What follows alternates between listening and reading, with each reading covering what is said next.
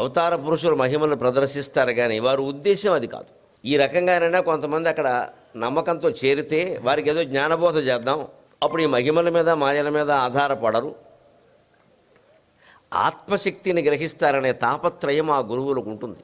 కానీ వాళ్ళని మనం ఆ మహిమల దృష్టితోటి చూడకూడదు.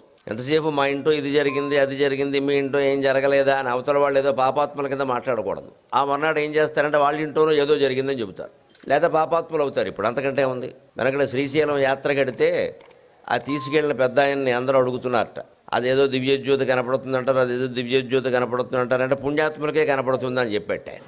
అక్కడి నుంచి కనపడలేదని చెప్పిన వాడు ఎవడు లేడు. ఇంకా మొత్తం బస్సులో ఉన్నవాడు అందరూ కనపడిందిగా ఇంకేం బాగున్నాయి అన్నాడు ఆయన. ఎందుకంటే పాపాత్ముడని చెప్పుకోవడానికి ఎవడు ఒప్పుకుంటాడు? పాపాలు చేస్తాడు. కానీ పుణ్యాత్ముడని చెప్పుకోవాలని అందరూ ఉబలాడపడతారు, పుణ్యాలు చెయ్యరు, చెప్పుకోవాలని ఉబలాడపడతారు. అలా ఉంటుంది మానవ మనస్తత్వం.